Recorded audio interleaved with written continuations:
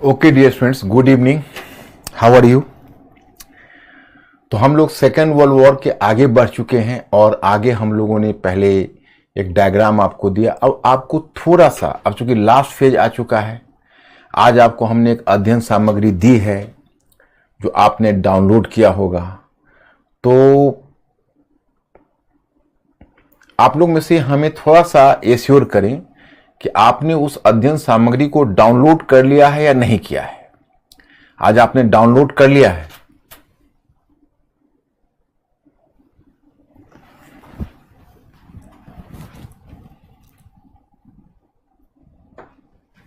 Yes or no, Mr. Ankur, ask my students. अरे तो download नहीं किया होगा तो फिर तो मुश्किलें कर दी, क्योंकि मैंने आपको कहा था कि 12 बजे मेरा अध्ययन सामग्री जाएगा, मुझे पहुंच गया आपका।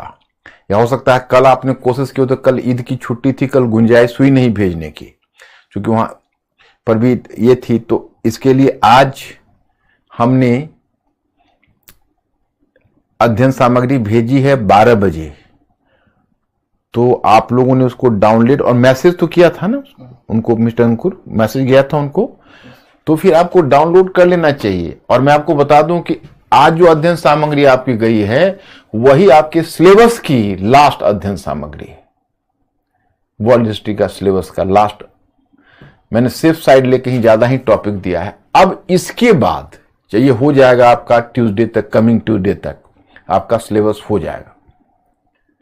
लेकिन उसके बाद मैंने आपको बताया है कि अगर आपकी यह महत्वाकांक्षा हो, लेकिन वो महत्वाकांक्षा वैसे नहीं, पहले आप ये संडे को आप छुट्टी नहीं बनाइए, ये संडे आप हमारे नाम दीजिए। आप पीछे से सबको इंटीग्रेट करिए और ट्यूसडे तक हमको बता दीजिए कि हाँ सर, हम एक टॉपिक से दूसरे टॉपिक पर कुछ सोच के हम इंटीग्रेट कर लिए। तब हम आपको ट्यूसडे समाप्त करने के बाद तब हम आपसे पूछेंगे कि अब अगर आप चाहते हैं कि हम आपको समकालीन विश्व तक ला दें तो उसके लिए फिर एक अध्ययन सामग्री जो सिलेबस से बाहर का होगा, आपके जीएस के बाकी पार्ट में हेल्प करेगा। वो जीएस के बाकी पार्ट में आपको हेल्प करेगा। जैसे आपको अंतर्राष्ट्रीय संबंध करंट पर आ जाएगा, अंतर्राष्ट्रीय अर्थव्यवस्था करंट पर आ जाएगी, अंतर्राष्ट्रीय संविधानवाद करंट पर आ जाएगा। तो हम उसको आपको किस्सा कहानी की तरह ही दुनिया के को वर्तमान युग तक लाके आपको बता देंगे। जो हमारे सिलेबस का पार्ट नहीं होगा उस पर हम क्वेश्चन नहीं कवर करेंगे, उस पर सिर्फ आपको समझाएंगे और अध्ययन सामग्री भी देंगे। बोलिए, आप ट्यूसडे तक रुकना चाहेंगे या ट्यूसडे के बाद भी आप लगभग 3 क्लास का वो कोटा होगा? तो एक हमारी शर्त है कि ट्यूसडे को रुक जाते हैं, दूसरी शर्त है कि फ्राइडे तक चले जाते हैं और समकालीन विश्व पर आ जाते हैं। तो अगर ट्यूसडे तक रुक जाते हैं तो मार्क 1, क्योंकि आप हमारा सिलेबस हो गया ट्यूसडे को, वो सिलेबस से बाहर की चीज है। और अगर हम फ्राइडे तक जाते हैं तो मार्क 2। अब आप लोग मार्क 1 और मार्क 2 टाइप करके हमको योजना बताइए, तो उसी के मुताबिक हम फॉलो करेंगे।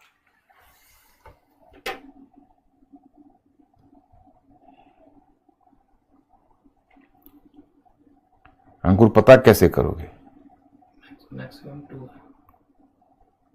1 भी है।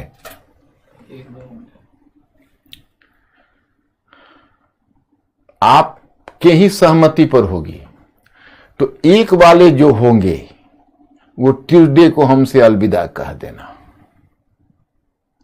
और जो 2 वाले होंगे वो फ्राइडे तक हमारे साथ चल देना, क्योंकि वह जो समकालीन विश्व पर आपको ला देंगे। और समकालीन विश्व पर आप आ गए तो आपके सारे जीएस के जो बाकी पार्ट है उससे लिंक बन जाए। क्या अंकुर, क्या है मैक्सिमम? 2। ओके माय स्टूडेंट्स, अब मिल गई आपकी सहमति, तो अगले वीक आप फिर इंगेज रहेंगे।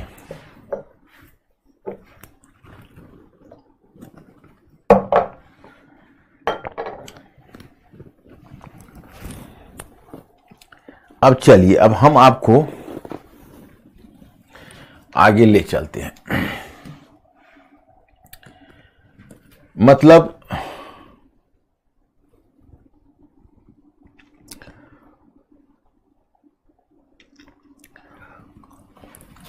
हमने क्वेश्चन एक दिया था शायद, लेकिन वो क्वेश्चन अब याद नहीं है। एक क्वेश्चन हमने दिया था, एक क्वेश्चन मिस हो गया। अब क्या क्वेश्चन था, आप में से कोई बता सकते हैं? नहीं तो आप लोगों ने उत्तर लिख दिया होगा तो इस क्वेश्चन को मैं अनआंसर्ड छोड़ दूं, क्योंकि वो क्वेश्चन माय स्टूडेंट्स कहीं मिस हो गया जो मैंने आप लोगों को परसों दिया था। या क्वेश्चन दिया था या नहीं दिया था? PDF में ही तो क्वेश्चन। पीडीएफ में मतलब? ओ अच्छा, हाँ ओके, वही लिख रहे हैं क्या? ओ, अच्छा अच्छा अच्छा, right right right right. PDF में क्वेश्चन था, सही याद दिलाया इन्होंने, ये था क्वेश्चन। हाँ, कहा जाता है कि विश्व युद्ध में मिलकर लड़ने वाले मित्र राष्ट्र युद्ध के पश्चात मित्र नहीं रह गए। इस कथन के परिप्रेक्ष्य में शीत युद्ध को प्रेरित करने वाले कारकों का परीक्षण कीजिए। मतलब कहा जाता है कि द्वितीय विश्व युद्ध में मिलकर लड़ने वाले मित्र राष्ट्र युद्ध के पश्चात मित्र नहीं रह गए। इस कथन के परिप्रेक्ष्य में शीत युद्ध को प्रेरित करने वाले कारकों का परीक्षण कीजिए। अब मैं स्टूडेंट्स एक चीज बताइए, आप ये जो टर्म है, ये जो इस पर हम आपसे बात कर रहे हैं, तो ये जो स्टेटमेंट दिया हुआ है, ये स्टेटमेंट तो पीछे जो मैंने आपको टॉपिक करा है उसमें तो ऑलरेडी इस लाइन पर है। तो क्या आप इस क्वेश्चन का उत्तर कर पाए या मेरे हेल्प की आवश्यकता है? क्या है, आप जल्दी हमें बोलिए। आपके निर्देश के अनुसार ही मैं काम करूंगा। अगर आपने इसको कवर कर लिया, मैं सीधा आगे बढ़ जाता हूं।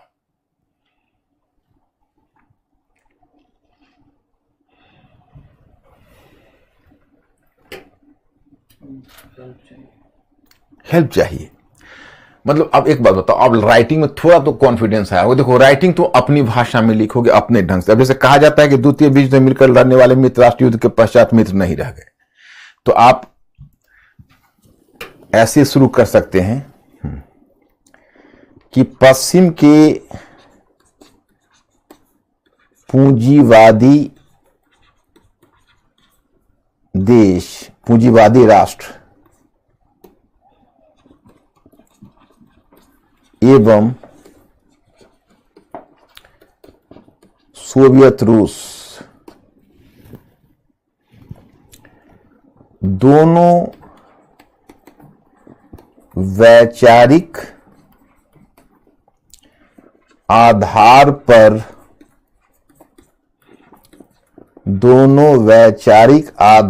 पर विभाजित थे। पश्चिम के पूंजीवादी राष्ट्र एवं सोवियत रूस दोनों वैचारिक आधार पर विभाजित थे, वैचारिक आधार पर विभाजित थे, परंतु फिर भी दोनों ने मिलकर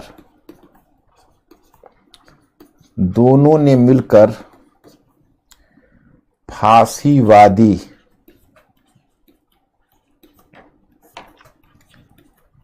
शक्ति के विरुद्ध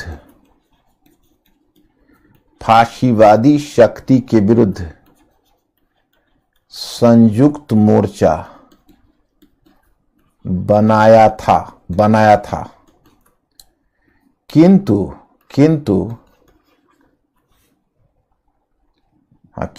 द्वितीय विश्व युद्ध के मध्य फिर दोनों ने मिलकर फासीवादी शक्ति के विरुद्ध द्वितीय विश्व युद्ध में संयुक्त मोर्चा बनाया था। द्वितीय विश्व युद्ध में संयुक्त मोर्चा बनाया था, किंतु द्वितीय विश्व युद्ध के मध्य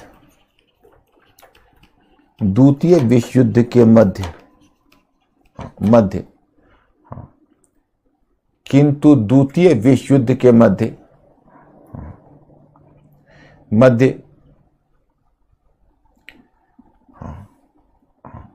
कुछ ऐसे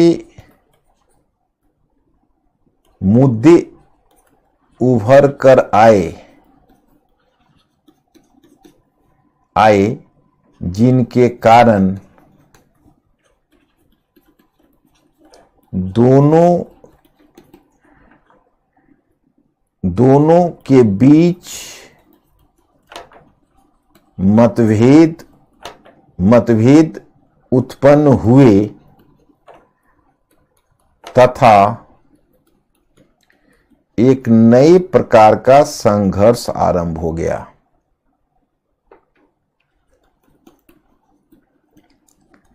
एक नए प्रकार का संघर्ष आरंभ हो गया।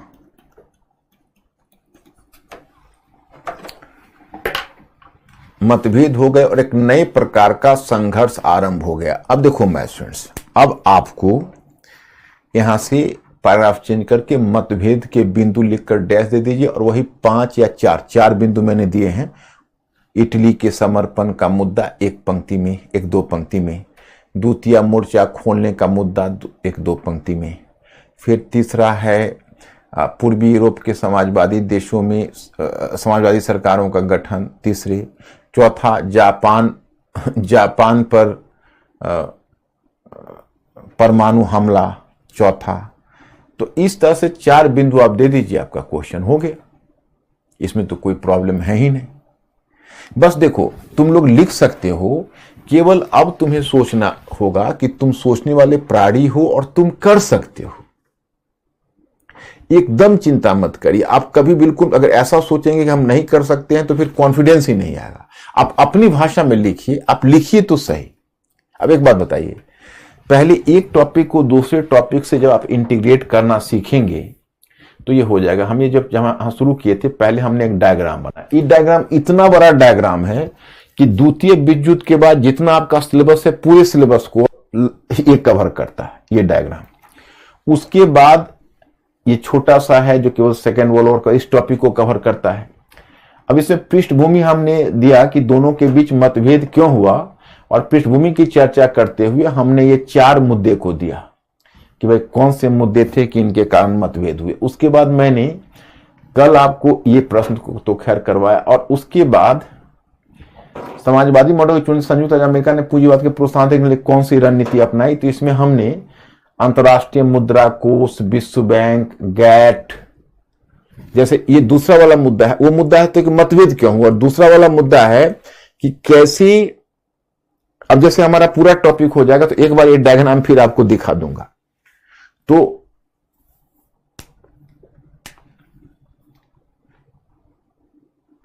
उसके बाद हमने आपको बताया कि भाई किस तरह से अपनी पूंजीवादी अर्थव्यवस्था को बचाने के लिए, विश्व व्यवस्था के संचालन के लिए संयुक्त अमेरिका के नेतृत्व में कुछ अंतर्राष्ट्रीय आर्थिक निगमों का और संगठनों और निगमों का गठन हुआ। कुछ अंतर्राष्ट्रीय निगमों का गठन हुआ, IMF, वर्ल्ड बैंक, गैट, ये सभी। और कैसी जॉन मेनार्ड केन्स और हैरी डेक्स्टर व्हाइट ने एक नए प्रकार की विश्व आर्थिक व्यवस्था को लागू किया, मतलब इसका वर्ल्ड इकोनॉमिक गवर्नेंस को लागू किया। सकारात्मक योगदान इसका क्या हुआ, में ये हम कल कर चुके हैं। आपको सीमाएं क्या थी ये भी कर चुके हैं। अब यूरोप में शीत युद्ध का विस्तार, इसमें ट्रूमैन सिद्धांत की घोषणा मैंने कवर किया। फिर जून 1947 में यूरोप के लिए मार्शल योजना लाई गई और वैचारिक आधार पर यूरोप बढ़ गया। अब 2-3 मुद्दे हैं जिसको देखने हैं, जैसे ये ब्रुसेल्स संगठन है। देखो, अब ये पूर्वी यूरोप का समाजवादी देश है जिस पर ये कब्जा कर चुका है। अब सोवियत रूस पर बार बार दबाव डाल रहा था, विशेषकर ब्रिटेन, क्योंकि उस समय तक संयुक्त अमेरिका उतना एग्रेसिव नहीं हुआ था। विशेषकर ब्रिटेन तो बार बार दबाव डाल रहा था कि ऐसा है कि आप चुनाव करवाइए। जैसे मैं आपको बताऊं कि ब्रिटिश प्रधानमंत्री जो चर्चिल है, उसने तो स्टालिन के साथ एक परसेंटेज समझौता भी कर लिया था। परसेंटेज समझौता का मतलब है कि देखो, ये तो प्रत्यक्ष रूप से तो नहीं कह सकता था, इस तरह का गंदा प्रपोजल नहीं दे सकता था, लेकिन अप्रत्यक्ष रूप से उस स्टालिन के साथ उसने समझौता ये करना चाहा। उसको परसेंटेज या उसको प्रतिशत समझौता कहते हैं। कहा कि देखो, अकेले तो मैं इतना बड़ा क्षेत्र आपको नहीं दबाने दूंगा, मतलब अकेला नहीं खाने दूंगा। ऐसा करते हैं कि हम लोग बांट लेते हैं। अब कैसे डिवाइड करते हैं, तो कहा कुछ क्षेत्र में आप 25%, हम 75%, और कुछ क्षेत्र में हम 75%, आप 25%, और शेष में 50-50। तो उस समय परसेंटेज एग्रीमेंट स्टालिन भी तो बहुत मजा हुआ खिलाड़ी था और बहुत अपॉर्चुनिस्ट था। उसने चर्चिल को आश्वासन भी दे दिया, उसके साथ परसेंटेज समझौता भी कर दिया, लेकिन बाद में मुकर गया। और ब्रिटेन बार बार दबाव डाला था, चुनाव करवाइए, लेकिन जब चेकोस्लोवाकिया में फरवरी 1948 में जब चेकोस्लोवाकिया ये है, इसमें ऊपर से जब एक साम्यवादी सरकार, क्योंकि सोवियत रूस का करना क्या था, चुनाव तो करवाता नहीं था, ऊपर से एक साम्यवादी सरकार स्थापित कर देता था, तभी तो यूरोप का विभाजन हुआ। ये पूर्वी यूरोप समाजवादी और पश्चिमी यूरोप पूंजीवादी। तो जब चेकोस्लोवाकिया में ऊपर से एक सरकार को स्थापित कर दिया, साम्यवादी सरकार को, कम्युनिस्ट गवर्नमेंट को, तब ब्रिटेन का पेशेंस जवाब दे गया। संयुक्त राज्य अमेरिका उस समय तक नहीं आया था और ब्रिटेन कहता था आइए यूरोप में आप सक्रिय होइए और साम्यवाद को रोकने में हमारा साथ दीजिए, साम्यवाद के विस्तार को रोकने में। तो संयुक्त राज्य अमेरिका भले ही अपने महाद्वीप से कभी मार्शल योजना भेज देता था, कभी मोरल सपोर्ट कर देता था, लेकिन स्वयं नहीं आता था। क्यों? मुंडो सिद्धांत, क्योंकि अमेरिकी सीनेट हमें अनुमति देगा नहीं देगा वो लगता था। तो हालांकि अमेरिकन सीनेट ने उसको अनुमति दे दी थी और मार्च 1947 में आपको याद है कि ट्रूमैन सिद्धांत की घोषणा हुई थी, जिसमें कहा था कि दुनिया में स्वतंत्रता के लिए संघर्ष करने वाले, दुनिया में जितने भी स्वतंत्रता प्रेमी हैं, उनके पक्ष में हम शीत युद्ध की घोषणा करते हैं, आपको याद होगा। और फिर ट्रूमैन ने ही अपनी पहली नौसैनिक बेरफ सीनेट की अनुमति से बनाई, उसको भूमध्य सागर में दे दिया ताकि तुर्की को और यूनान में रूस का प्रसार ना हो। तो अमेरिका तो आ चुका था, लेकिन अमेरिका अभी कोई सैनिक संगठन यूरोप में बनाने से कतरा रहा था। तो इसीलिए ब्रिटेन ने क्या किया, जब चेकोस्लोवाकिया पर फरवरी 1948 में जब चेकोस्लोवाकिया में ऊपर से साम्यवादी सरकार थोप दी सोवियत रूस ने, तो मार्च 1948 में ब्रिटेन ने 6 देशों के साथ मिलकर ब्रुसेल्स संगठन बनाया। आज मैंने मैप भेजा है, कहां है? ब्रिटेन ने 6 देशों के साथ मिलकर, यही है ना, ब्रिटेन ने 6 देशों के साथ मिलकर ब्रुसेल्स संगठन बनाया और इसको हम ब्रुसेल्स संगठन कहते हैं। ब्रुसेल्स कहां है आप जानते ही होंगे, बेल्जियम में है। तो वो 6 देशों के साथ, ये नीदरलैंड, लग्जमबर्ग, फ्रांस, ये सब मिलकर उसने ब्रुसेल्स संगठन बनाया। देखो जर्मनी बढ़ चुका है, पूर्वी जर्मनी समाजवादी और पश्चिमी जर्मनी पूंजीवादी। तो इस तरह से आप देखते हो कि ये संगठन बना। तो अब धीरे धीरे क्या हुआ कि यही ब्रुसेल्स संगठन है। ब्रुसेल्स संगठन ने, ये पहला यूरोपीय संगठन था, इसने आगे नाटो के आधार का रास्ता तैयार किया। नाटो आगे बना है, पहले ब्रुसेल्स संगठन मार्च 1948 में बना। अब इसके बाद आगे की घटना है, ये देखिए।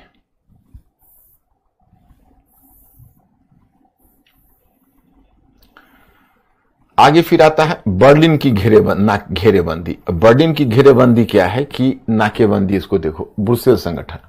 अब बर्लिन की घेराबंदी और नाटो, देखिए इसमें मैं आपको बताता हूं क्या हुआ। जैसे आप अगर, ये बर्लिन है, देखिए, तो जर्मनी डिवाइड था, ईस्ट और वेस्ट, ओके। तो एक्चुअली इधर से मैंने आपको बताया था कि ब्रिटेन, फ्रांस और अमेरिका की सेना घुसी थी पश्चिमी भाग से, आधा इधर, तब तक उधर सोवियत रशिया पूर्वी भाग से घुस गया और उस क्षेत्र को बांट लिया था एक तरह से। उस समय बार बार संयुक्त राज्य अमेरिका, ब्रिटेन और फ्रांस अपील कर रहे थे सोवियत रूस को कि ऐसा है कि दोनों को हम लोग संयुक्त कर देते हैं, जर्मनी को, चुनाव करवा देते हैं। लेकिन सोवियत रूस का तो यही इरादा था स्टालिन का कि बंदूक के नोक पर जितने भूभाग पर हम कब्जा कर सकें और वहां पर हम समाजवादी सरकार स्थापित कर सके तो वो बेहतर है। तो उसने वहां पर समाजवादी सरकार पूर्वी जर्मनी में स्थापित कर दी। पश्चिमी जर्मनी में इन्होंने क्या किया, क्योंकि पश्चिमी जर्मनी को तो 3 देशों ने ऑक्युपाई किया था, आप देखिएगा, मैंने ब्रिटेन, अमेरिका, फ्रांस। तो रशिया तो देखो पूर्वी जर्मनी में समाजवादी देश स्थापित किया, ये ब्रिटेन ने इसको ऑक्युपाई किया हुआ है। और अमेरिका ने ये पिंक वाले को ऑक्युपाई किया हुआ, अमेरिकन सैनिक, और फ्रांस ने ये वाले को ऑक्युपाई किया हुआ। फिर तीनों ने डिसाइड किया कि हम लोग अपना अपना तीनों क्षेत्र मिला लेते हैं, भले वो नहीं मिला है, हम अपना तीनों क्षेत्र मिला लेते हैं। तो ये तीनों क्षेत्रों को मिलाकर इन्होंने तीनों क्षेत्रों को आपस में मिला लिया और मिलाकर ये बन गया पश्चिमी जर्मनी। वो पूर्वी जर्मनी, ये पश्चिमी जर्मनी। उसके बाद अब दोनों बट गया। तो अब ये मित्र राष्ट्रों ने, संयुक्त राज्य अमेरिका, ब्रिटेन और फ्रांस ने एक योजना बनाई कि हम लोग पश्चिमी जर्मनी का इतना विकास करते हैं कि पूर्वी जर्मनी के लोग खुद ललचाने लगे और पश्चिम से वो मिलने की कोशिश करें, माने लोगों में ही हमको प्रभावित कर लेंगे। तो इसने एक डी मार्क, माने एक नया प्रकार का सिक्का चलाया। जर्मन सिक्के का मार्क नाम था, इसका नाम था डी मार्क। तो इसने डी मार्क नामक सिक्का चलाया और डी मार्क नामक सिक्का चलाया और फिर इस सिक्का को चलाने के बाद और तब इसने, माने ये करेंसी या क्वाइंस इसने चलाए और इस करेंसी को चलाने के बाद फिर इसने योजना बनाई कि ठीक है, हम पश्चिमी जर्मनी का विकास करते हैं। जब पश्चिमी जर्मनी का विकास करना शुरू किया तो सोवियत रूस डर गया। सोवियत रूस को लगा कहीं ऐसा ना हो कि पश्चिमी जर्मनी का इतना विकास कर दे कि बाकी भी जो देश है वो, मतलब वो पूर्वी जर्मनी के लोग भी ललचा कर पश्चिम जर्मनी की तरफ आ जाएं और हमारा पूरा पश्चिम का विभाजन ही समाप्त हो जाए। तो एक कहावत है, बिल्ली नहीं खाएगी तो गिरा भी देगी। अब देखो ये है बर्लिन। तो बर्लिन जो है वह सोवियत रूस के एरिया से आके और तब आप पश्चिमी जर्मनी के एरिया में आते हैं। जैसे मैं आपको बता दूं, जिस तरह से जर्मनी विभाजित था उसी प्रकार से बर्लिन भी विभाजित था। उसमें सोवियत रशियन पार्ट था, इधर पश्चिमी पार्ट था। तो सोवियत रशियन पार्ट क्रॉस करने के बाद यहां बर्लिन में आ सकते थे। तो जब इन्होंने विकास शुरू किया तो सोवियत रशिया ने बर्लिन की नाकेबंदी कर दी कि इधर हम नहीं आने देंगे, रास्ता बंद कर दिया। अब मित्र राष्ट्रों के साथ समस्या हुई, ब्रिटेन और अमेरिका के साथ, कि हम चूंकि अब रास्ता बंद कर दिया तो बिना ये, देखो अब अमेरिका भी आता बर्लिन में तो सोवियत क्षेत्र से होकर आता, फ्रांस भी आता, ब्रिटेन भी आता। बर्लिन में आने के लिए तीनों को उस रास्ते से आना होता, तो उस रास्ता को ब्लॉक कर दिया। मतलब सोवियत रूस का मानना था कि हम ऐसा करते हैं कि हम बर्लिन को ब्लॉक कर देते हैं, आप विकास करोगे कैसे। उन्होंने बर्लिन को ब्लॉक कर दिया। तो अमेरिका ने कहा बर्लिन खोलो, तो सोवियत रूस ने मना कर दिया कि नहीं, हम नाकेबंदी करेंगे। तो संयुक्त राज्य अमेरिका ने कहा कि ठीक है, तो हम हवाई क्षेत्र से, माने हवाई यात्रा के द्वारा, माने एरोप्लेन्स के थ्रू हम सहायता करेंगे, हम तुम्हारे भूभाग से ऊपर से गुजारेंगे हवाई जहाज को। तो सोवियत रूस ने कहा कि खबरदार, अगर आप हमारे भूभाग से एयरक्राफ्ट को निकालोगे तो हम नीचे से उसको शूट कर देंगे, मतलब कि आप हम मिसाइल से गिरा देंगे। तो संयुक्त राज्य अमेरिका ने कहा हम अपना काम कर रहे हैं, आप अपना काम करो। और संयुक्त राज्य अमेरिका ने अपना AN-30 जो उसका मालवाहक जहाज था उसके थ्रू वो सामग्री लगा पश्चिमी जर्मनी में गिराने। तो लेकिन सोवियत रूस ने हिम्मत नहीं की एयरक्राफ्ट गिराने की, क्योंकि अभी तक सोवियत रूस के पास परमाणु हथियार 1949 तक नहीं आया था। ये 48 की घटना है। ये जो बर्लिन की घेरेबंदी है वो मई जून 1948 की घटना है। संयुक्त राज्य अमेरिका ने एकदम हिम्मत की और सीधे उसके क्षेत्र से हवाई जहाज गुजारा, लेकिन सोवियत रूस ने उस प्लेन को गिराया नहीं। सोवियत रूस के पास परमाणु हथियार आएंगे नवंबर 1949। तो यह है बर्लिन की घेरेबंदी। तो इससे पहले ब्रिटेन बार बार संयुक्त राज्य अमेरिका को कन्विंस करने की कोशिश करता था कि सोवियत रूस का जो नजरिया है, सोवियत रूस का जो अप्रोच है वो आक्रामक है, इसलिए आइए हम लोग एक सैनिक गुट बनाते हैं। तो संयुक्त राज्य अमेरिका इस बात से कन्विंस नहीं हो पा रहा, तो उसको लगता था कि यह बात को बढ़ा चढ़ाकर पेश कर रहा है अपने हक में। इसलिए संयुक्त राज्य अमेरिका पहले पांव पीछे देता था। लेकिन जब बर्लिन की नाकेबंदी सोवियत रूस ने की, तब संयुक्त राज्य अमेरिका इस निष्कर्ष पर पहुंच गया कि वास्तव में सोवियत रूस का जो अप्रोच है वो एग्रेसिव है। और तब उसने, सोवियत रूस का अप्रोच एग्रेसिव है, और तब उसने अप्रैल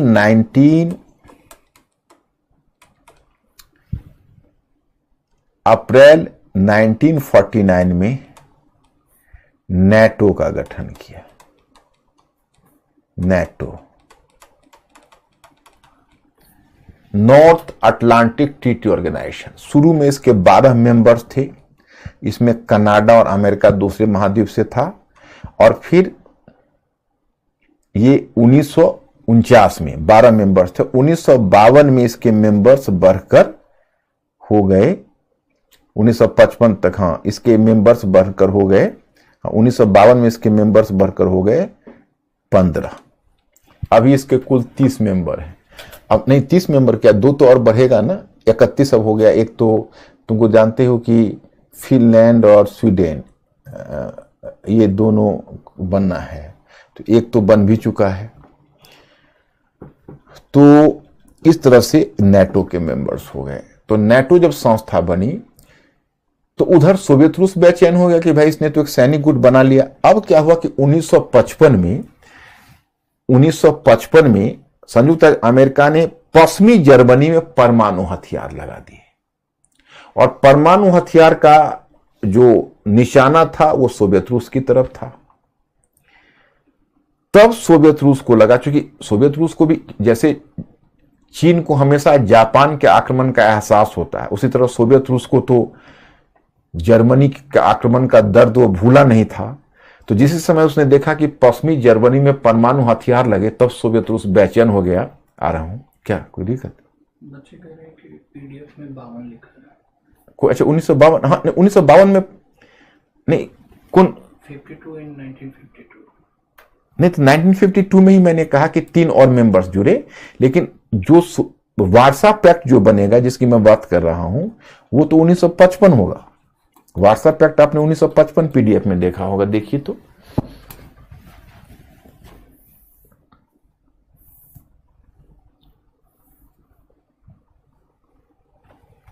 ये 1955 है। 1952 तो उसकी संख्या। अच्छा, ओहो, एक मिस प्रिंटिंग हो गई, मैं स्टूडेंट्स करेक्शन करना होगा। उसे 1949 में आरंभ में 12 देशों के साथ मिलकर नाटो का गठन किया। 1952 में इसकी संख्या बढ़कर 15 हो गई, 15 कर दे। 1952 में 52 इसकी संख्या बढ़कर 52 हो गई। एक गलत आंकड़ा आ गया, please my students make a correction, क्योंकि आज भी उसकी संख्या 31 है। 52 तो बहुत बड़ी बात हो गई, तो हो ही नहीं सकती। उसी में तो तुमने देखा कि यूक्रेन पर हमला कर दिया सोवियत रूस ने, नाटो के विस्तार के हिंडर से। तो खैर 1900 मैंने सोवियत रूस नहीं, रूसी गणतंत्र मैंने रूस ने वर्तमान में 1955 में पश्चिमी जर्मनी को परमाणु हथियारों से सुसज्जित किए जाने की प्रतिक्रिया में सोवियत रूस की पहल पर पूर्वी यूरोप के समाजवादी देशों ने मिलकर वार्सा पैक्ट का गठन कर लिया।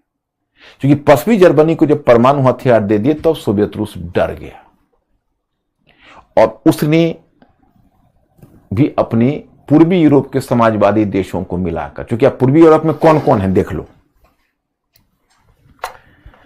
पूर्वी यूरोप में सोवियत रूस हुआ, समाजवादी देश में काउंट करो सोवियत रूस, उसके बाद पूर्वी जर्मनी ले लीजिए, तीसरा पोलैंड ले लीजिए, और चौथा हंगरी ले लीजिए। 4 हो गया। उसके बाद आप ले लीजिए Czechoslovakia 5, Yugoslavia 6, Bulgaria 7, Romania 8। Okay, clear हुआ? मैं आपको बता रहा हूं, सोवियत रूस 1, पूर्वी Germany 2, Poland 3, Hungary 4, Czechoslovakia 5, Yugoslavia 6, Bulgaria 7, Romania 8 और अल्बानिया 9। अल्बानिया 9, वही एक छूट रहा था।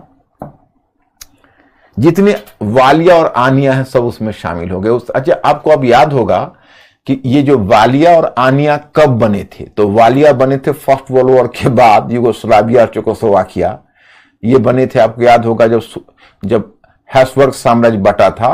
और जो आनिया बने थे बुल्गारिया, अल्बानिया, रोमानिया। तो ये सब जो बुल्गारिया, रोमानिया, अल्बानिया ये सब निकला है, ये सब किस साम्राज्य से निकला है? जरा एक बार टाइप करिए तो अंकुर बताएंगे तो मुझे भी कॉन्फिडेंस आएगा कि जो बुल्गारिया है, ताकि मैं देखूं कि इतिहास से आप जुड़ पा रहे हैं। जैसे बुल्गारिया है, अल्बानिया है, हाँ बुल्गारिया है, अल्बानिया है, रोमानिया है, यूनान है, ये सब किस देश से निकला था? किस साम्राज्य से निकला था? ऑटोमन से। याद है? अरे अब आप लोग बहुत समझदार हो गए। अब आप लोगों को कोई डिफीट नहीं कर सकता। बस केवल आप लिखना सीख लो, फिर आप लोगों को कोई डिफीट नहीं कर सकता। ये तो मेरा विश्वास है। बल्कि हिस्ट्री में कर रहा हूं, कोई भी सोशल साइंस में, क्योंकि अब आपका दिमाग खुल चुका है। अब जो भी विषय पढ़ोगे तेजी से प्रगति होगी आपकी। बस मैं यही चाहता था कि एक बार आपका दिमाग खुल जाए। अब आपका दिमाग खुल गया, अब कोई प्रॉब्लम नहीं है।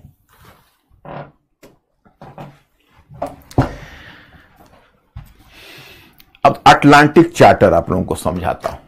इसमें मैटर में तो आप लोग पढ़ा ही होगा और अच्छे ढंग से। अब मैं आपको कहानी के तौर पर ही समझाता हूं, आपको याद हो जाएगा।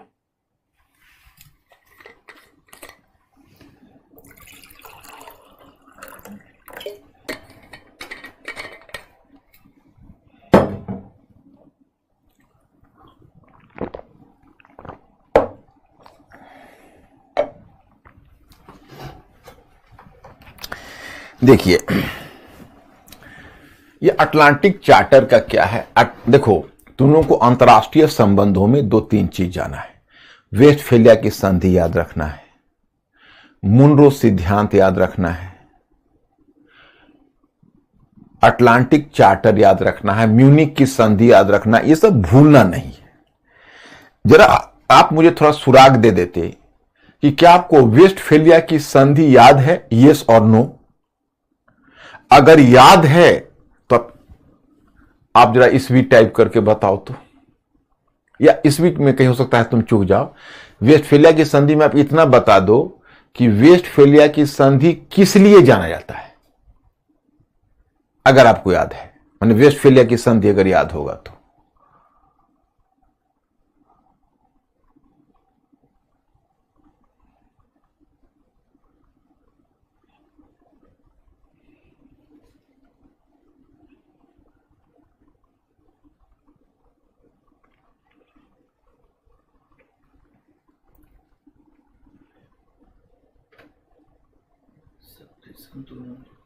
शक्ति संतुलन, वेरी गुड, बिल्कुल याद है तुम लोगों को। और तुम लोग अब बस हर दिन अब 20 मिनट 25 मिनट सोचने पर दो और लिंक करो।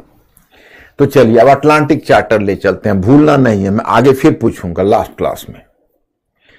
एक्चुअली हुआ ऐसा कि सेकेंड वर्ल्ड वॉर में ब्रिटेन बार बार संयुक्त अमेरिका को कह रहा था आप आ जाइए वॉर में, आप आ जाइए। यूएसए नहीं आना चाहता था। प्रेसिडेंट की तो दिली इच्छा थी, रूजवेल्ट की दिली इच्छा थी कि मैं आ जाऊं, लेकिन उसको कांग्रेस अनुमति नहीं दे रहा था। तो एक बात बताओ, एक सीक्रेट बात बताता हूं। जापान जो इन्वेड किया अमेरिका पर, इसकी सूचना ब्रिटेन को भी थी। ब्रिटिश इंटेलिजेंस को भी सूचना थी और अमेरिकन इंटेलिजेंस को भी थी। और जानते हो, दोनों ने रोकने का कोई प्रयास नहीं किया। क्यों?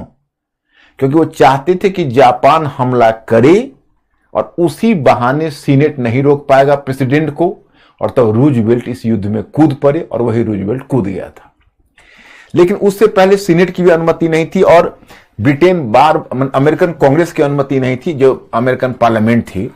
और बार बार चर्चिल उसको रिक्वेस्ट कर रहा था। तो अंत में वो अगस्त में, जैसे वॉर में तो आया है अमेरिका दिसंबर में, लेकिन अगस्त में ही अटलांटिक महासागर के एक जहाज पर चर्चिल को बुलाया। 1648 हाँ, 1648, बिल्कुल सही बता रहे हो। वेस्टफेलिया की संधि में आपको बिल्कुल याद है 1648। मैं स्टूडेंट्स, अब हम मेंटली फ्री हो गए कि आप लोग वास्तव में धीरे धीरे सोचने वाला प्राणी बन चुके हो।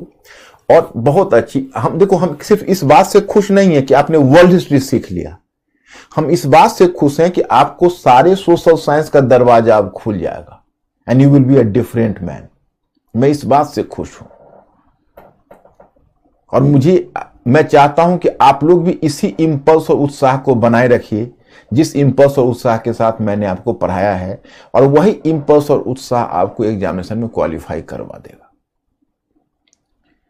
तो मैं आपको बता रहा था कि अब हुआ ऐसा कि जब अटलांटिक महासागर में बुलाया इसको, चर्चिल को, और चर्चिल को कहा कि एक प्रपत्र पर हस्ताक्षर करिए। एक मसविदा बनाया था। मसविदा में यह था कि दुनिया में, माने मसविदा में यह था कि विश्व के विभिन्न क्षेत्रों के लोगों को आत्मनिर्णय का अधिकार दिया जाएगा। आत्मनिर्णय का मतलब कि पृथक राष्ट्र बनाने का, स्वतंत्र राष्ट्र बनाने का अधिकार दिया जाएगा। तो इसका मतलब है कि आपने उपनिवेशवाद का कब्र खोद दिया, क्योंकि उपनिवेश में तो लोग गुलाम होते हैं और अटलांटिक चार्टर आजादी का पत्र था, उपनिवेश मुक्ति का दस्तावेज था। अब चर्चिल तो सिग्नेचर नहीं करता, चर्चिल सिग्नेचर नहीं करता, लेकिन उसको मजबूरी थी कि मरता क्या नहीं करता। उसको लगा कि जब तक इस पर सिग्नेचर नहीं करेंगे यूएसए युद्ध में नहीं आएगा, हम जर्मनी को हरा नहीं पाए। तो चर्चिल ने उस पर हस्ताक्षर कर दिया और हस्ताक्षर करने के बाद में पलट गया। उसने क्या कहा पता है? कहा कि देखिए वो तो हमारे उपनिवेश के बारे में नहीं थी, वो तो जर्मनी के उपनिवेश के बारे में थी। तो खैर, अब इसका है कि यह विल्सन के 14 सूत्री कार्यक्रम से इस रूप में अलग था कि विल्सन के जो 14 सूत्री कार्यक्रम है वह केवल यूरोपीय लोगों के आत्मनिर्णय का अधिकार देने की बात कर रहा था, लेकिन इसने पूरे विश्व के लोगों को आत्मनिर्णय को देने के अधिकार की बात की। केवल यूरोप के संदर्भ में विल्सन के 14 सूत्री ने केवल यूरोप के संदर्भ में बात की, इसने संपूर्ण विश्व के संदर्भ में बात की। नंबर 1। नंबर 2, अटलांटिक चार्टर में एक प्रावधान यह था कि सभी राष्ट्रों को बाजार और कच्चे माल तक पहुंच दी जाएगी, क्योंकि यह कहा गया कि द्वितीय विश्व युद्ध इसलिए हो गया था क्योंकि सारे राष्ट्रों को कच्चे माल और बाजार तक पहुंच नहीं थी। अगर सारे राष्ट्रों को बाजार और कच्चे माल तक पहुंच होती तो सेकेंड वर्ल्ड वॉर और टकराहट आपस में नहीं होती। और तीसरा, इसने यह भी प्रावधान था अटलांटिक चार्टर में कि विश्व में अस्थायी शांति बनाए रखने के लिए हम एक नया अंतर्राष्ट्रीय संगठन बनाएंगे, और जो संयुक्त राष्ट्र संघ बना है माय स्टूडेंट्स, वो अटलांटिक चार्टर के मसविदा के आधार पर बना है। तो 3 प्रावधान याद हो गया। एक, दुनिया के विभिन्न क्षेत्रों में निवास करने वाले लोगों को आत्मनिर्णय का अधिकार। दूसरा, कच्चे माल और बाजार तक सभी की पहुंच। और तीसरा, एक अंतर्राष्ट्रीय संगठन के रूप में संयुक्त राष्ट्र संघ का गठन। अब देखिए, इसका थोड़ा मूल्यांकन करते हैं, वास्तविकता क्या थी। तो वास्तविकता यह थी कि अमेरिका तो वैसे भी बगुला भगत है, आप जानते हो, बहुत हिपोक्रेट है। वो जब कोई नया सिद्धांत देता है तो उसमें कोई उसका बड़ा स्वार्थ होता है। तो यूएसए जब अटलांटिक चार्टर दे रहा था तो उसका स्वार्थ यह था कि उसको डर किससे था पता है? जो ब्रिटिश ने जो अपने उपनिवेशों पर प्रभाव बनाए रखने के लिए जो साम्राज्यवादी वरीयता वो ले आया था, जिसको कहते हैं ब्रिटिश कॉमनवेल्थ, मतलब उसको मैंने बाजार, उसका कहना यह था कि जब ये बाजार को खोलेंगे तभी तो हम बाजार को पकड़ेंगे, और उपनिवेश मुक्ति होगी तभी तो संयुक्त राज्य अमेरिका को बाजार मिलेगा। तो संयुक्त राज्य अमेरिका जो उपनिवेश मुक्ति पर बल दे रहा है, उसका एक छिपा हुआ उद्देश्य है अपने बाजार का विस्तार करना। और दूसरा देखोगे कि अटलांटिक चार्टर की वास्तविकता बड़ी अजीब है। जब संयुक्त राज्य अमेरिका ने अटलांटिक चार्टर दिया तो अपने आप को दुनिया को स्वतंत्रता का संरक्षक बताया, उपनिवेश का हमदर्द बताया कि भाई हम उपनिवेश को मुक्त कराने के लिए कवर कर रहे हैं। लेकिन आगे चलकर देखोगे शीत युद्ध आरंभ हो गया और तृतीय विश्व के देशों में शीत युद्ध का प्रसार हो गया। अब शीत युद्ध में अमेरिका यूएसए का कैरेक्टर ही बदल गया। अब क्या हुआ कि शीत युद्ध के मध्य वह उन देशों की स्वतंत्रता को समर्थन करता, शीत युद्ध के मध्य वह उन देशों की स्वतंत्रता का समर्थन करता जहां पर कोई पूंजीवादी पार्टी स्वतंत्र, जैसे अब भारत को समर्थन किया, क्योंकि भारत में कांग्रेस थी, वह बुर्जुआ की पार्टी थी, समझ रहे हो, उदारवादी प्रजातांत्रिक पार्टी थी। जैसे इंडोनेशिया को समर्थन किया, जैसे फिलीपींस को समर्थन किया, क्योंकि हर जगह पर उदारवादी प्रजातांत्रिक पार्टी थी। लेकिन जहां पर कम्युनिस्ट पार्टी स्वतंत्रता आंदोलन में आगे बढ़ती, उसको दबाने, उसकी स्वतंत्रता को दबाने की कोशिश करता। तो इसलिए किसी आलोचक ने वास्तव में सही कहा है कि शीत युद्ध ने अटलांटिक चार्टर के एजेंडे को प्रदूषित कर दिया, क्योंकि जब शीत युद्ध चला तो संयुक्त राज्य अमेरिका अपने अटलांटिक चार्टर के आदर्श से हट गया। तो ये इसकी सीमाएं, आपको दोनों सीमाएं नजर आएगी। अब यहाँ पर ऑलरेडी मैंने क्वेश्चन करके दिया, ये पढ़ना तुम लोगों का काम है, तुम लोग इतने समझदार हो कि पढ़ चुके होगे। इसमें मेरा रोल क्या है, तो मैंने इसमें बेसिक देखो, प्रश्न विश्लेषण नहीं करना है आपको, आपको सीधा उत्तर लिखना होता है। प्रश्न विश्लेषण मैंने अपनी सुविधा, आपकी सुविधा के लिए दिया है। अब डर है कहीं आप लोग किसी क्वेश्चन में प्रश्न विश्लेषण करना मत शुरू कर देना, वो गलत हो जाएगा। आपको उत्तर लिखना है, प्रश्न विश्लेषण केवल मैंने अपनी सुविधा के लिए दिया है। तो ये क्वेश्चन आप लोग पढ़ लो।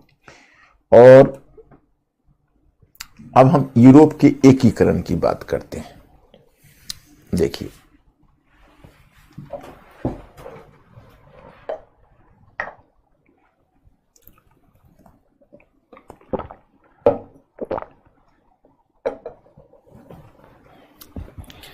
आज जो तुम यूरोपीय यूनियन देख रहे हो, हम आपको यूरोपीय यूनियन के पूर्वज से मुलाकात करवाते हैं कि यूरोपीय यूनियन के पूर्वज कौन थे।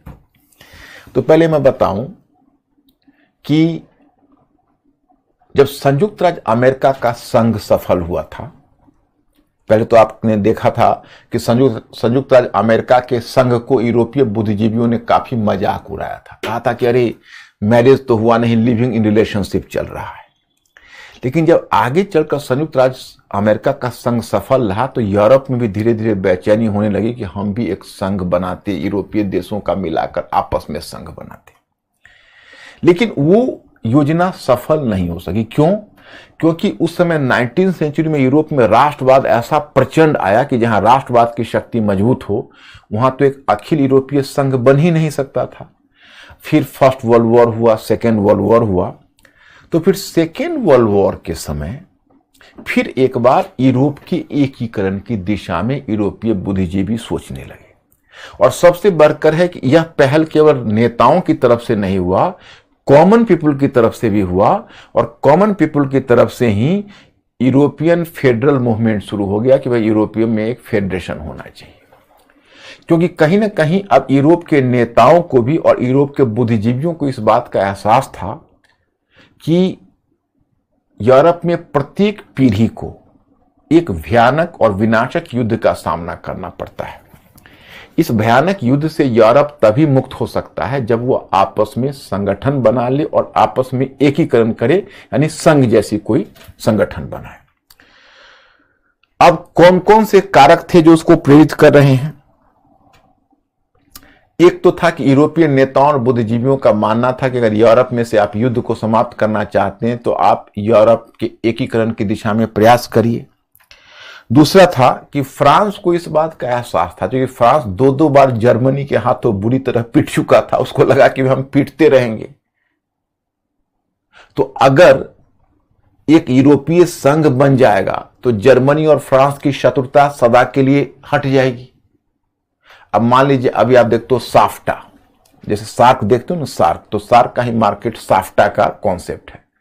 दुनिया में जितनी भी ऑर्गेनाइजेशन है इस तरह की, वो ज्यादा सफल है और सार्क एक विफल ऑर्गेनाइजेशन होकर रह गया। क्यों?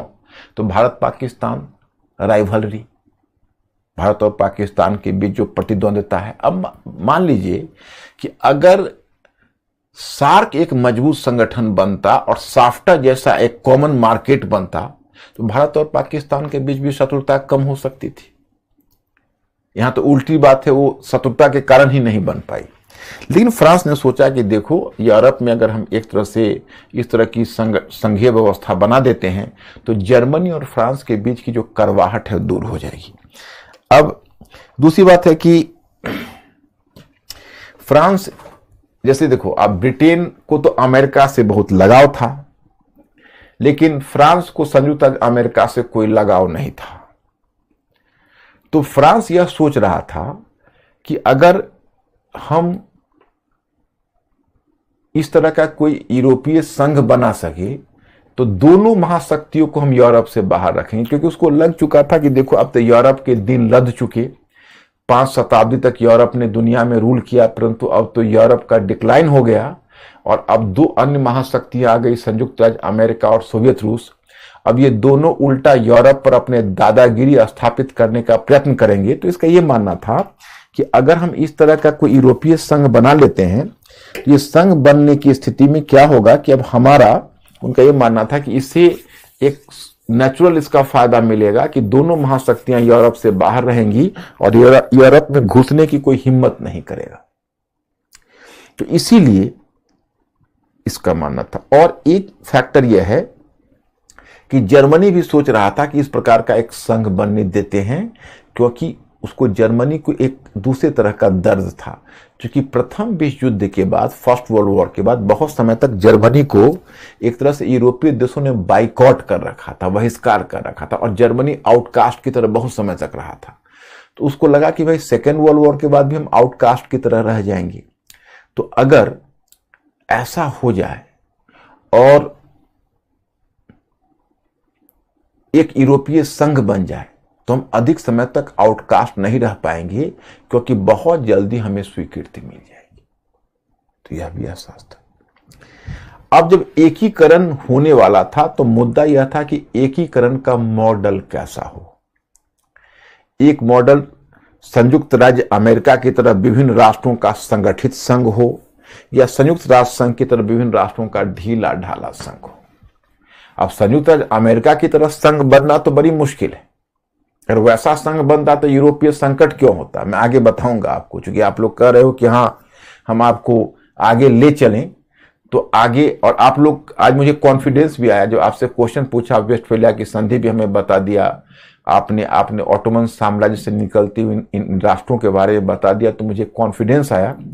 बस मेरा एक रामबाण एक याद रखना कि थोड़ा सा इंटीग्रेट करके पढ़ना। अगर वो पढ़ोगे तो फिर काम लायक, मैं नहीं कहूंगा भूलोगे नहीं, हम क्या नहीं भूलते हैं जरूर, लेकिन इतना याद रहता है कि कोई पेन पेपर लेके बैठा दे तो किसी मुद्दे पर लिख सकते हैं और बहुत बढ़िया लिख सकते हैं।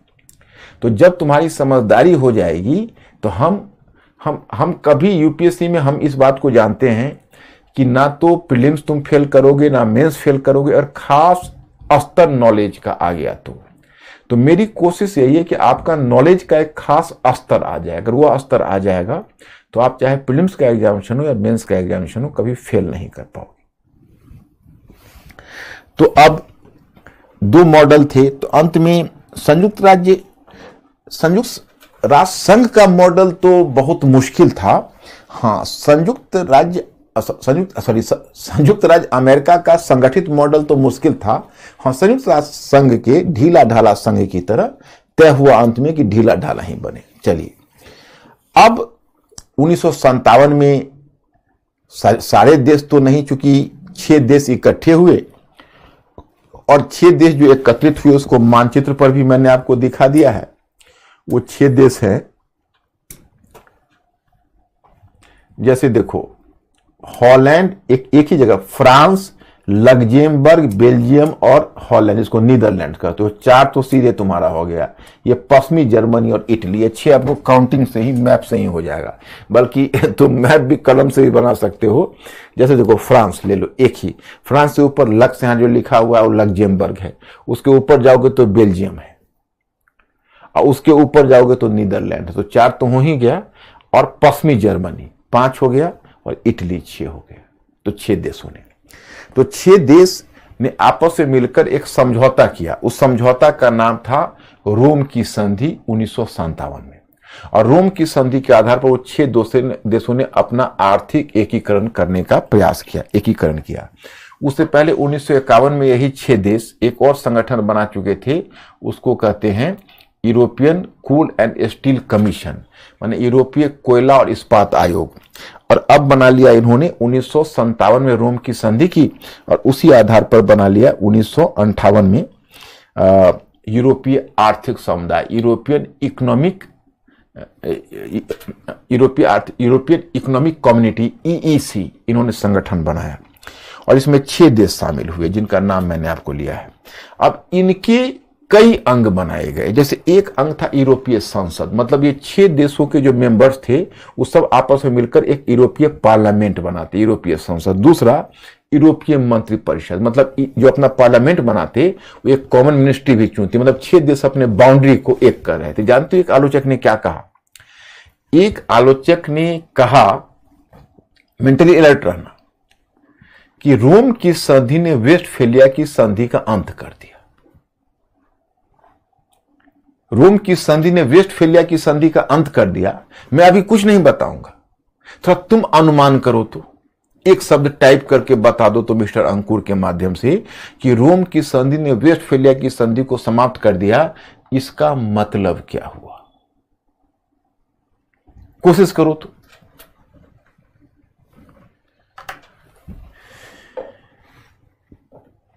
उन्नीस की रोम की संधि ने 1648 की वेस्टफेलिया की संधि को समाप्त कर दिया, इसका क्या मतलब हुआ?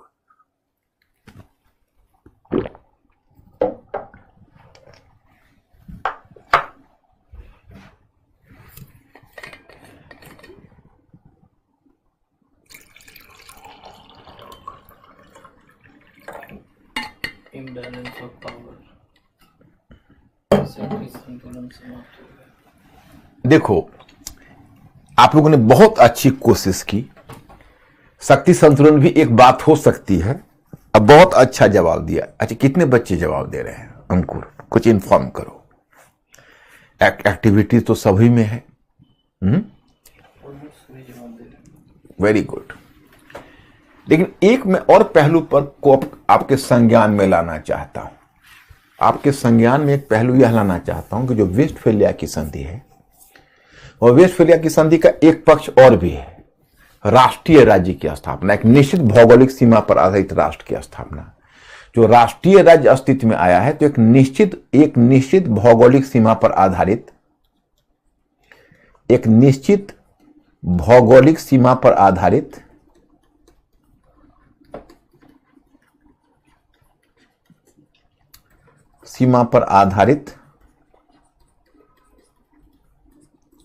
राष्ट्र की स्थापना। मतलब ये एक निश्चित भौगोलिक सीमा पर आधारित राष्ट्र को बनाना चाहता था। तो ये इसका एक बहुत बड़ा अचीवमेंट है, एक बहुत बड़ा अचीवमेंट है इसका। अब मैं स्टूडेंट्स, यूरोपीय संसद, यूरोपीय मंत्रिपरिषद, यूरोपीय न्यायालय,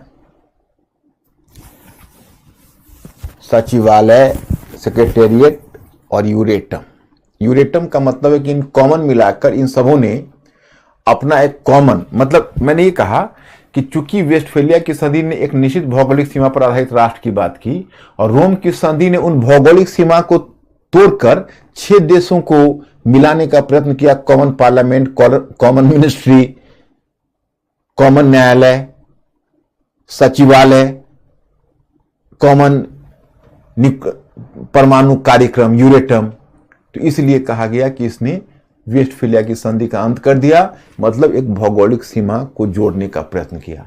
लेकिन माय स्टूडेंट्स, अगर आपसे यह कहा जाए कि क्या वास्तव में रोम की संधि वेस्टफेलिया की संधि का अंत कर पाया, हां या ना, तब क्या कहोगे? क्या यह वास्तव में अंत कर पाया?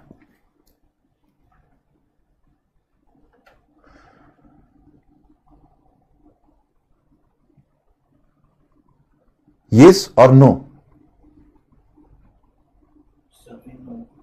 यस। अब तुम लोग क्रिटिकल थिंकर हो चुके हो, सोचने वाला प्राणी बन चुके हो। एक प्रश्न मेरा एक प्रश्न यह है कि जैसे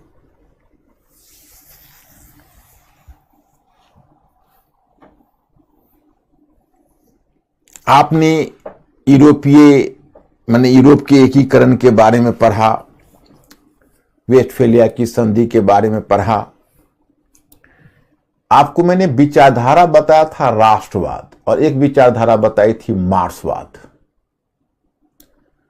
तो आपको क्या लगता है कि ज्यादा प्रभावी विचारधारा दुनिया में कौन रही, राष्ट्रवाद या मार्क्सवाद? दोनों में आप ज्यादा सक्सेसफुल विचारधारा किसको मानते हैं? नेशनलिज्म और मार्क्सिज्म, राष्ट्रवाद या मार्क्सवाद? टाइप करिए तो।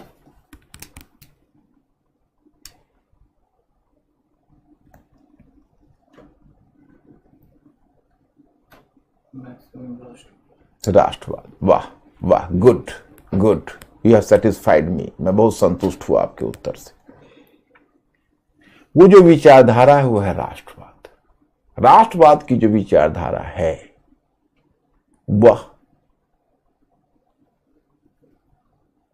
मतलब राष्ट्रवाद मर ही नहीं पाया, कोई दबा ही नहीं पाया, बार बार उछल के सुरसा की तरह, फिनिक्स की तरह आ जाता है। भूमंडलीकरण आया, भूमंडलीकरण ने घुटने टेक दिए, राष्ट्रवाद ने फिर सिर उठाया और वह राष्ट्रवाद को वेस्टफेलिया की संधि ने उसका आधार तैयार किया। राष्ट्रवाद ऐसी मतलब आइडियोलॉजी है कि राष्ट्रवाद कभी नहीं मरता है। लगता है कि अब राष्ट्रवाद दब गया, फिर उछल के आ जाता है। सबसे प्रभावकारी विचारधारा है राष्ट्रवाद। अब मुझे बताने का मौका मिलेगा आप लोगों को। मैंने तो 3 क्लास आपसे इसीलिए बोनस लिया है ना, जो 3 बोनस क्लास है वो मैंने इसीलिए लिया है कि आपको मैं मतलब कॉन्टेम्पररी तक बता पाऊंगा, तो उसके बाद सीधे सारे विषयों से आपका जुड़ाव हो जाएगा और वर्ल्ड हिस्ट्री आपको सारे विषयों से लिंक कर देगा। तो ये हुआ। अब आपको मैं बताता हूं कि अब क्या होना है कि अब 1967 में फिर एक कदम ये आगे बढ़ गए। इनको लगा कि भाई जो हम लोगों ने एकीकरण किया वो पर्याप्त नहीं है, तो 1967 में आगे बढ़ गए और इन्होंने 3 और संगठनों को जोड़ दिया। एक तो यूरोपीय आर्थिक समुदाय, दूसरा यूरोपीय कोयला और इस्पात आयोग जो 1951 में बना था, और तीसरा यूरेटन। इन तीनों को आपस में जोड़कर और तब इन्होंने जो बनाया उसका नाम है यूरोपीय समुदाय। इसकी क्या विशेषता थी? यूरोपीय आर्थिक समुदाय, यूरोपीय समुदाय में क्या अंतर है? यूरोपीय समुदाय को थोड़ा और भी परस्पर जोड़कर मजबूत बना दिया, थोड़ा और भी उसका एकीकरण, आर्थिक एकीकरण और भी कर दिया। अब देखो मामला आया ब्रिटेन का। जिस समय यह संगठन बन रहा था ब्रिटेन इसमें नहीं था, मैं आपको बताऊं तो पहले जो फ्रांस था वो फ्रांस का प्रेसिडेंट था चार्ल्स द गाल, और चार्ल्स द गाल का कहीं ना कहीं अमेरिकी विरोधी दृष्टिकोण था। तो पहले चार्ल्स द गाल ने ब्रिटेन को या ब्रिटिश प्रधानमंत्री चर्चिल को टच किया कि भाई आप ये यूरोपीय संघ का मतलब मेंबर बनेंगे। तो चर्चिल ने क्या कहा पता है? कहा कि मैं एक बात आपको स्पष्ट कर दूं कि हमें भूमि से समुद्र अधिक प्रिय है और आपसे रूजवेल्ट अधिक प्रिय है। मतलब इसका ये कहना था ब्रिटेन का कि अगर हम यूरोपीय संघ में आ जाते हैं तो हम यूएसए से हमारा संबंध कमजोर हो जाएगा, हम नहीं आएंगे। और देखो ब्रिटेन की एक विडंबना और भी है, मैंने आप लोगों को बताया हुआ है कि ब्रिटेन की विडंबना यह है कि ये ब्रिटेन है इंग्लिश चैनल से शेष यूरोप से कटा रहा है, इसलिए वैसे भी यूरोपीय राजनीति में इसने पृथकतावाद की नीति अपनाई है। तो कभी भी ये कहा चर्चिल ने कहा कि हम यूरोप का भाग अवश्य हैं, हम यूरोप में अवश्य हैं परंतु यूरोप का भाग नहीं है। मतलब यूरोप में हम हैं लेकिन यूरोप का भाग नहीं। तो ये अपने आप को अलग समझता। फिर इसको एक घमंड इस बात का भी था, अहंकार, कि भाई हमारे पास तो इतना बड़ा उपनिवेश है, खास के ये ब्रिटिश कॉमनवेल्थ बना लिया, जाते जाते उपनिवेश को भी अपने साथ रोककर ब्रिटिश कॉमनवेल्थ बना लिया। तो इसको इस बात का एक तरह से घमंड है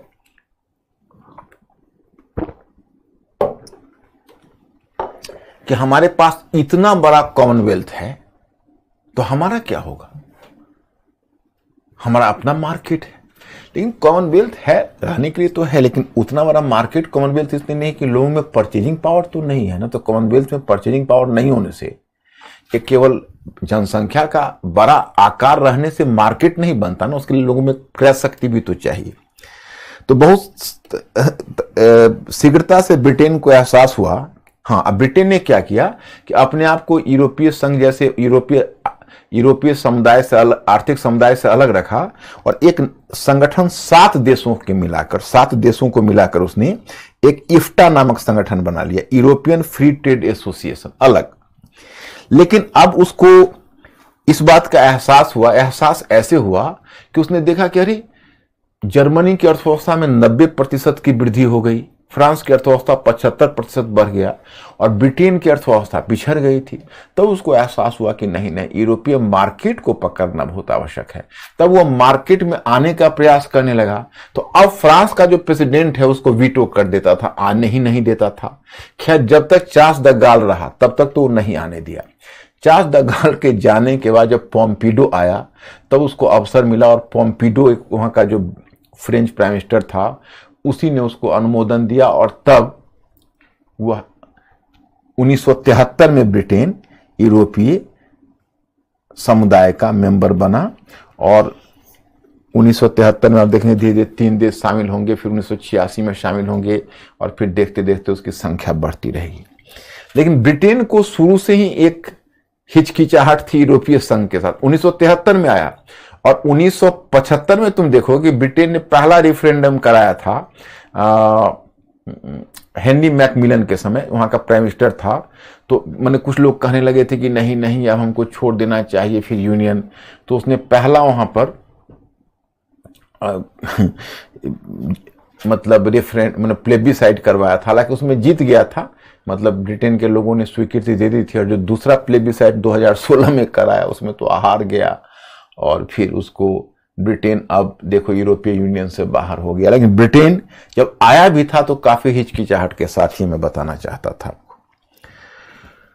तो ये पार्ट तो हो गया। और आज जो हमने मैटर दिया है उस पार्ट में हमको जाना है। लेकिन आप में से बहुत लोग कह रहे हो हमने डाउनलोड नहीं किया, तो ऐसा क्यों? जिस समय मैं मैटर भेजता हूं तो आप लोग कॉन्शियस रहा करो ना, क्योंकि आप लोग जब पढ़ के नहीं आओगे, मैटर को डाउनलोड नहीं करोगे, तो आप लोग तो बहुत कॉन्शियस लोग हो, तो मैं आपको पढ़ाऊंगा कैसे?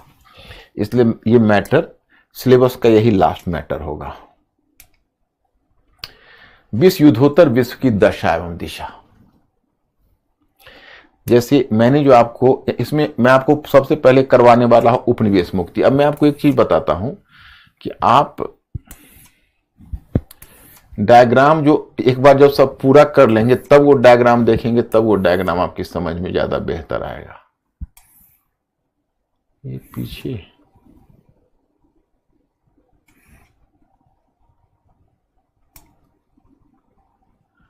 ये पीछे वाले को हटा देते ना, तुम क्यों रखे हुए? ये देखो ये डायग्राम 34वां। अब ये जो है अंकुर, इस डायग्राम को जो भी मैटर लगाओ ना सबके ऊपर काट के रख देना, ये चलेगा। तो ये पश्चिमी यूरोप का वर्चस्व, ये तो मैंने यूरोप में शीत युद्ध का विस्तार कर दिया, द्वितीय विश्व के पश्चात इसको कर दिया। अब अटलांटिक चार्टर कवर कर दिया और उपनिवेश मुक्ति ये पार्ट आपका हो रहा है, पूंजीवादी मॉडल और समाजवादी मॉडल।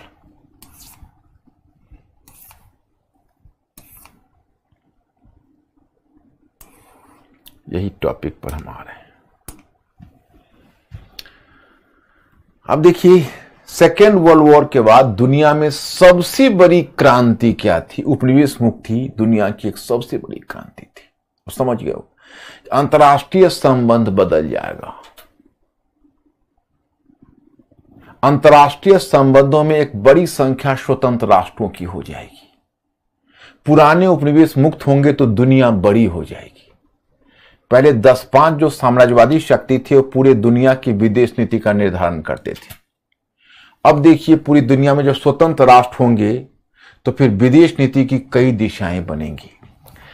अब कहा जाता है, मैंने सबसे ऊपर कहा, ये एक स्टीफन जेली का स्टेटमेंट है, बहुत अच्छा स्टेटमेंट है जो मैंने दिया, कि नेपोलियन के युद्धों का जो प्रभाव स्पेन के लैटिन अमेरिकी उपनिवेश पर पड़ा था, याद है जिसमें मुनरो सिद्धांत हुआ था, नेपोलियन के युद्धों और फ्रांस की क्रांति से प्रभावित होकर, और तब लैटिन अमेरिका में राष्ट्रवाद फैला था। तो जो नेपोलियन के युद्धों का जो प्रभाव स्पेन के लैटिन अमेरिका स्थित उपनिवेशों पर पड़ा था, वही प्रभाव द्वितीय विश्व युद्ध का एशियाई अफ्रीकी उपनिवेशों पर रहा। एशियाई अफ्रीकी उपनिवेशों पर रहा। जैसे संभवतः विउपनिवेशीकरण की घटना, इसको विउपनिवेशीकरण कहते हैं, उपनिवेश मुक्ति को। आज मैंने इसको थोड़ा सा बता देना है क्योंकि आप लोग शायद आज आप में से बहुत लोग डाउनलोड नहीं किए होंगे कि संभवतः विउपनिवेशीकरण की घटना द्वितीय विश्व युद्ध के पश्चात की महत्वपूर्ण घटना थी, क्योंकि इस घटना ने विश्व की परिधि का विस्तार कर दिया था। विश्व समुदाय काफी व्यापक हो चुका था, परंतु इसके साथ कुछ नए प्रश्न खड़े हुए थे। ये प्रश्न थे मातृ देश और पुराने उपनिवेशों के बीच जो अब स्वतंत्र हो चले थे, संबंधों का आधार क्या होगा। मतलब मातृ देश, मतलब अब ये उपनिवेश मुक्त हो रहे थे, हो रहा था कि पुराने जो जा रहे हैं आउटगोइंग मातृ देश कहते हैं, जिन्होंने उपनिवेश बनाए हैं, और जो स्वतंत्र होकर आ रहे हैं, उनके बीच परस्पर किस प्रकार के संबंध होंगे। क्या सचमुच उपनिवेशवाद समाप्त हो चुका था? दूसरा महत्वपूर्ण प्रश्न यह था कि ये एशियाई अफ्रीकी राष्ट्र आर्थिक रूप से काफी पिछड़े हुए थे, इसलिए इनका विकास किस प्रकार होगा? जो ये राष्ट्र बहुत पिछड़े हुए थे, इनका विकास किस प्रकार होगा? और फिर ये विकास के किस मॉडल को अपनाएंगे? क्योंकि उस समय अर्थव्यवस्था के दो प्रमुख मॉडल विकसित हो चुके थे, पूंजीवादी मॉडल और समाजवादी मॉडल। एक मुद्दा यह भी था कि जो उपनिवेश मुक्त होकर आएंगे उनका विकास कैसे होगा, और वह विकास के किस मॉडल को अपनाएंगे, पूंजीवादी मॉडल को अपनाएंगे या समाजवादी मॉडल को। फिर परंतु इन मुद्दों से पूर्व सबसे प्रमुख मुद्दा यह रहा कि इन राष्ट्रों को स्वतंत्रता किस प्रकार हासिल होगी। यह प्रश्न इसलिए महत्वपूर्ण था क्योंकि अलग अलग उपनिवेश विकास के अलग अलग स्तर पर थे तथा इन उपनिवेशों में मातृ देश के हित भी भिन्न भिन्न थे। इसके अतिरिक्त उपनिवेशों के प्रति विभिन्न औपनिवेशिक शक्तियों के बीच नीति और दृष्टिकोण में भी अंतर था। उदाहरण के लिए ब्रिटेन का रुख अपेक्षाकृत नरम रहा था तो फ्रांस का रुख अत्यधिक कठोर। एक तरफ जहां ट्यूनीशिया और मोरक्को जैसे फ्रांस के उपनिवेश अपेक्षाकृत आसानी से मुक्त हो गए, वहीं अफ्रीका में अल्जीरिया एवं एशिया में वियतनाम के साथ ऐसा नहीं हुआ। यही खूनी संघर्ष शुरू हो गया। देखिए, खैर उपनिवेशों में सरकार कैसी होगी, उपनिवेश किस प्रकार के आर्थिक मॉडल अपनाएंगे, ये प्रश्न तो अपने आप में था, लेकिन उससे भी महत्वपूर्ण प्रश्न यह था कि आखिर ये उपनिवेशों को आजादी कैसे मिलेगी। क्योंकि एक तो उपनिवेशों का विकास का स्तर भी अलग अलग था, फिर उन उपनिवेशों के साथ जो महानगरीय राज्य थे उनके संबंध भी अलग अलग थे। कहीं पर उनकी पकड़ ज्यादा गहरी थी, कहीं पर ऊपर ऊपर पकड़ थी। तो जहां ऊपर ऊपर पकड़ होगी वहां तो उसको वो आजाद होने देंगे, और जहां ज्यादा गहरी पकड़ है वहां आजादी में परेशानी करेंगे। फिर जो औपनिवेशिक शक्तियां जिसको मातृदेश कहते हो, उनकी नीति में भी समानता नहीं थी। जैसे ब्रिटेन था तो उसका दृष्टिकोण थोड़ा सा उदार था, लेकिन जो फ्रांस था वो बहुत बड़ा हार्डलाइनर था, और जो डच थे उन दोनों के बीच में थे।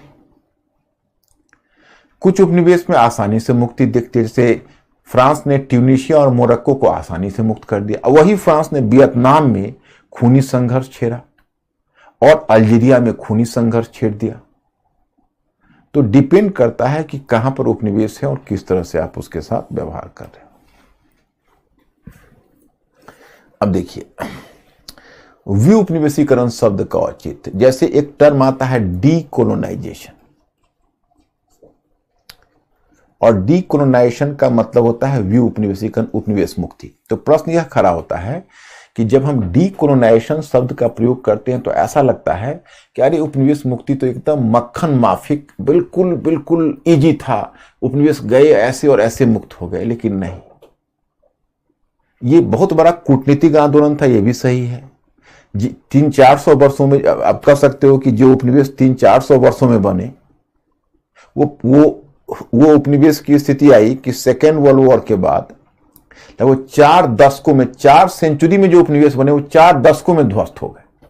ये भी सही, लेकिन विउपनिवेशीकरण का मतलब लगता है कि बड़ा स्मूथ उनके आजादी मिली। ऐसा नहीं है, बड़ी कठिन संघर्ष करने पड़े, कहीं कहीं तो खूनी संघर्ष छिड़ा। और सबसे बड़ी बात है कि उपनिवेश और उपनिवेश की मुक्ति के स्वरूप में भी अंतर था। जहां पर मातृदेश के आर्थिक हित ज्यादा नहीं थे वहां पर तो ज्यादा आसानी से मुक्ति मिल गई, और जहां मातृदेश के आर्थिक हित अधिक थे, जैसे देखो अब ब्रिटेन केन्या में तो लैंड परचेज करके रखा हुआ था ब्रिटिश लोग। तो केन्या में एक बहुत व्हाइट जनसंख्या बसी हुई थी, वो सेटल कॉलोनी थी। साउथ अफ्रीका तो एक ऐसा हुआ जहां पर डीकोलोनाइजेशन हुआ ही नहीं आज तक, जो व्हाइट गए वहीं के सेटल होके रह गए। देखो, दुनिया में कुछ ऐसे कॉलोनीज है जहां डीकोलोनाइजेशन नहीं हुआ। यूएसए में डीकोलोनाइजेशन नहीं हुआ, जो यूएसए है वहां पर उपनिवेश मुक्ति नहीं हुई। आप ऑस्ट्रेलिया में उपनिवेश मुक्ति नहीं हुई, जो गए व्हाइट वहीं सेटल कर गए और वो रह गए। साउथ अफ्रीका में डीकोलोनाइजेशन नहीं हुआ। लेकिन अब जैसे कुछ ऐसे थे जहां पर अब दिक्कत है, जैसे अल्जीरिया में तुम देखोगे कि 10% फ्रेंच जनसंख्या थी, तो अल्जीरिया को फ्रांस जल्दी खाली नहीं करना चाहता था। केन्या था अफ्रीका में, मैं आपको दिखाऊंगा मानचित्र पर इन सब के बारे में उदाहरण दे रहा हूं। जैसे अल्जीरिया देखोगे तो नॉर्थ वेस्ट अफ्रीका है, केन्या है तो पूर्वी अफ्रीका है, मिस्र है, मिस्र में ब्रिटेन का देखो बड़ा स्टेक था स्वेज नहर में, तो मिस्र को खाली करना नहीं चाहता था, केनिया को खाली करना नहीं चाहता था। और भारत में तो उसकी मजबूरी थी। भारत में मजबूरी यह थी कि यहाँ पर भारत इतना विकसित था और राष्ट्रवाद इतना प्रबल हो गया कि ब्रिटेन को लगा कि अगर नहीं निकलूंगा तो पिट के जाऊंगा। और इसके साथ दूसरी एक और भी एहसास भारत के साथ हुआ था कि ब्रिटेन भारत का बाद में कर्जदार हो गया था बहुत ज्यादा। तो ब्रिटेन बार बार भारतीय सरकार से, मतलब भारत कांग्रेस से या जो पार्टी थी भारतीय राष्ट्रीय पार्टी से रिक्वेस्ट करती थी कि देखिए हमको जाने दीजिए और हम आपको बाद में कर्ज चुका देंगे। तो वो अपने कर्ज को केवल यही चाहती थी कि इंडियन गवर्नमेंट हमको रियायत इतना दे दे कि उसका जो कर्ज हम लिए हुए हैं उसको हम फेज आउट कर सके, क्योंकि अगर अचानक से भारत उससे पैसा वसूल लेता तो उसकी अर्थव्यवस्था चौपट हो जाती। वो तो वैसे भी खराब थी और एकदम क्राइसिस में आ जाता, इसलिए वो निकल लिया खुद का। तो ये उसका है। तो सभी देशों की जो मुक्ति की प्रक्रिया होगी अलग अलग होगी। अब देखो यहां पर मैंने डायग्राम भी दे दिया है और वैसे भी आपको बताऊं 3, 3, 6, 3, 9 3 पॉइंट। पहले 3 पॉइंट हमने दिए हैं कि उपनिवेश मुक्ति को प्रेरित करने वाले कारक कौन थे, और उपनिवेश मुक्ति को प्रेरित करने वाले कारक में 3 स्तर पर मैंने दिया है। उपनिवेश मुक्ति को प्रेरित करने वाले एक कारक तो औपनिवेशिक शक्ति के स्तर पर है, और जो दूसरा कारक है वो अंतर्राष्ट्रीय स्तर पर होने वाला विकास है, और जो तीसरा कारक है वो उपनिवेश के स्तर पर होने वाला विकास है। तो उपनिवेश मुक्ति का जो प्रोत्साहन देने वाले कारक है वो औपनिवेशिक शक्ति के स्तर पर है, एक कारक है। दूसरा है अंतर्राष्ट्रीय स्तर पर होने वाला विकास है, और उपनिवेश के स्तर पर होने वाला विकास है। तो तीनों स्तर पर यह विकास आपको देखने को मिलेगा। अब देखिए, जैसे औपनिवेशिक स्तर शक्ति के स्तर पर देखिए, तो द्वितीय विश्व युद्ध में ब्रिटेन, फ्रांस और हॉलैंड वैसी साम्राज्यवादी शक्तियों का पतन हुआ। जैसे द्वितीय विश्व युद्ध में ब्रिटेन था, फ्रांस था और हॉलैंड था, इस प्रकार की जो साम्राज्यवादी शक्तियां थी उसका पतन हो गया। तो अब जब तीनों शक्तियों का ही पतन हो गया तो उपनिवेश को कैसे रख पाते? उपनिवेश में रहना उनके लिए मुश्किल हो गया। मतलब उनको अगर रोकते भी तो भी वो भागते, उनके पास खुद की कैपेसिटी नहीं। तो पहले आप लोग एक काम करिएगा, 3 स्तर पर चर्चा कीजिएगा। एक लिखिएगा औपनिवेशिक शक्ति के स्तर पर, इसको आप लिखकर भी याद रख सकते हो, वैसे आप लोगों को तो याद रहता है बहुत। औपनिवेशिक शक्ति के स्तर पर, तो औपनिवेशिक शक्ति के स्तर पर हमने 3 पॉइंट आपको दिए हैं। एक पॉइंट मैंने दिया है कि औपनिवेशिक शक्तियों का पतन, औपनिवेशिक शक्तियों का पतन है, वो एक पॉइंट दिया है। दूसरा पॉइंट मैंने दिया है कि जैसे दूसरा पॉइंट मैंने दिया है कि साम्राज्यवादी शक्तियां युद्ध के पश्चात स्वयं, अब देखो, अब युद्ध के पश्चात सेकेंड वर्ल्ड वॉर हुआ, तो सेकेंड वर्ल्ड वॉर के बाद उनकी इकोनॉमी स्वयं खराब हो गई, तो अपने आर्थिक पुनर्निर्माण में लग गए। अब वो क्या उपनिवेश में रह पाते? उनको पहले अपनी इकोनॉमी को बचाते या उपनिवेश में रहते। तो वैसे भी उनको अपने देश में इतनी समस्याएं आ गई कि लौटना उन्होंने पसंद किया।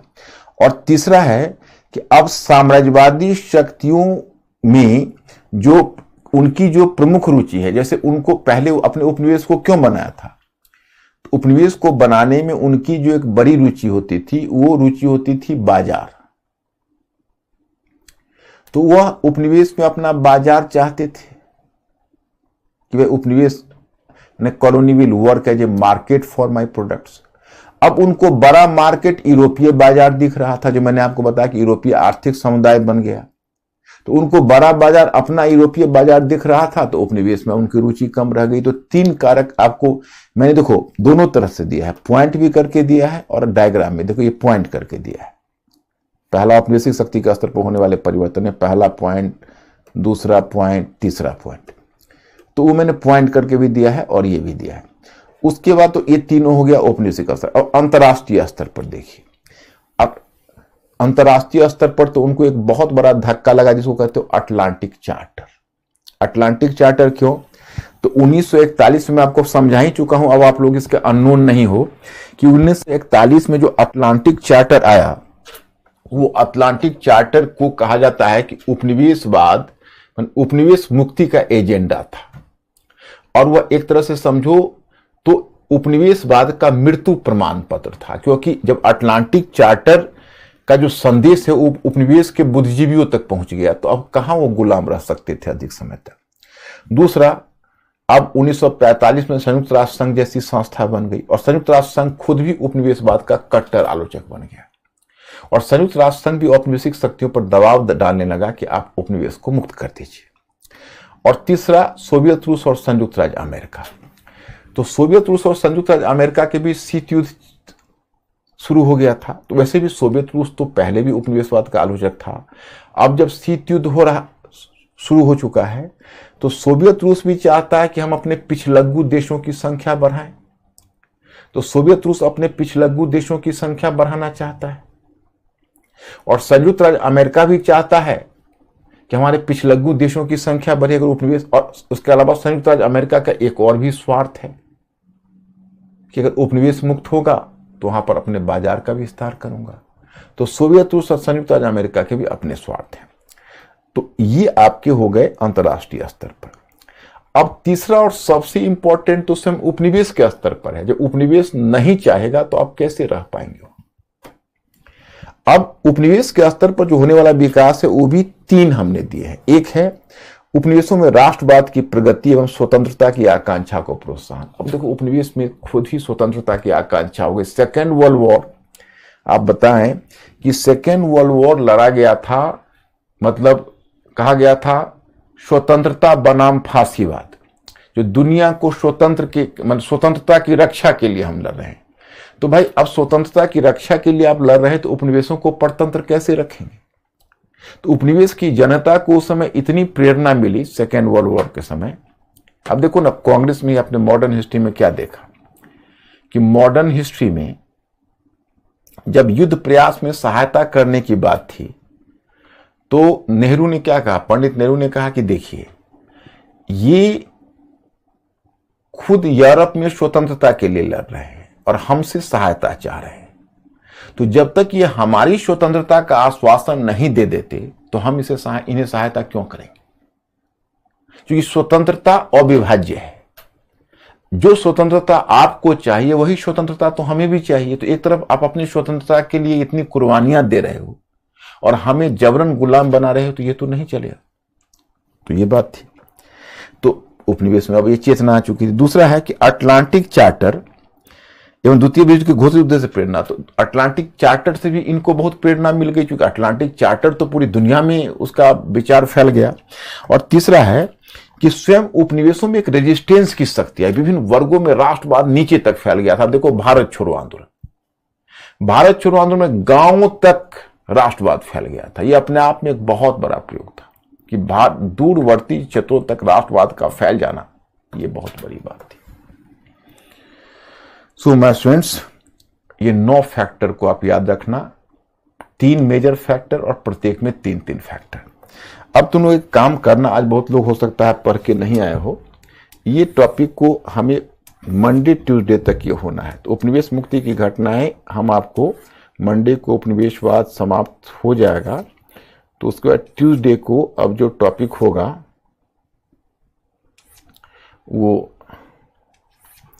एक तो शीत युद्ध भी हम देखेंगे और थोड़ा सा गुटनिरपेक्ष आंदोलन है, ये सब है। तो ये सब टॉपिक को हम देख लेंगे। अब एक क्वेश्चन डाल देता हूं तुम लोग को।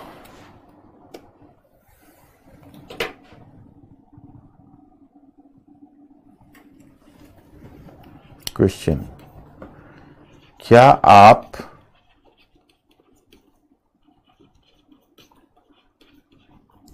द्वितीय विश्व युद्ध के लिए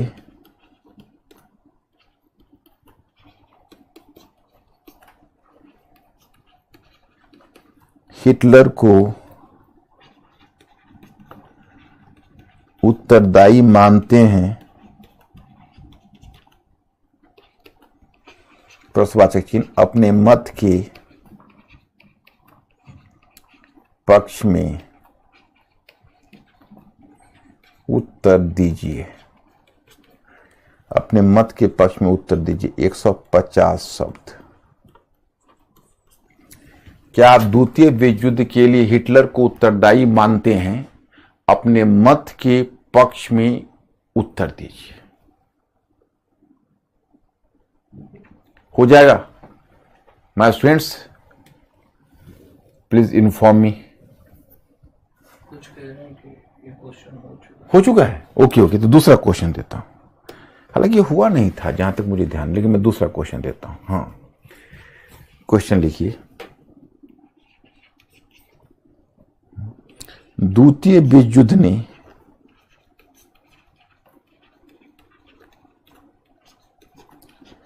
यूरोप में विभाजन एवं एकीकरण दोनों को प्रोत्साहन दिया। दोनों को प्रोत्साहन दिया। टिप्पणी कीजिए।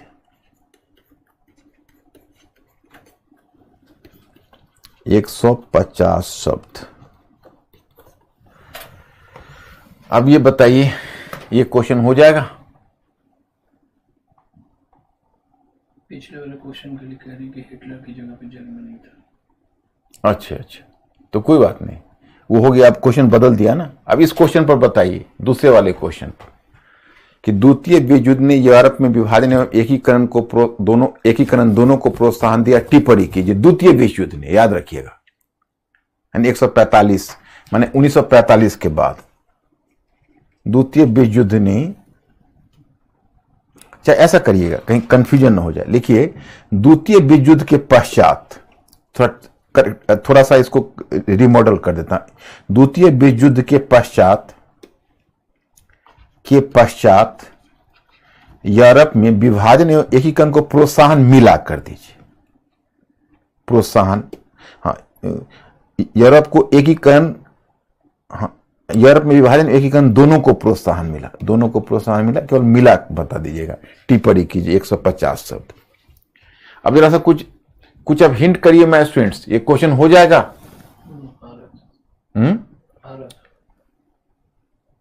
लोग कर लेंगे ना। मैं फिर एक बार रिपीट कर दूं। द्वितीय विश्व युद्ध के पश्चात यूरोप में विभाजन एवं एकीकरण दोनों को प्रोत्साहन मिला। टिप्पणी कीजिए। अच्छा क्वेश्चन है, हाइपोथेटिकल ही है, इसको कवर कर लीजिए। ओके, तो मैं मंडे को मिलता हूं।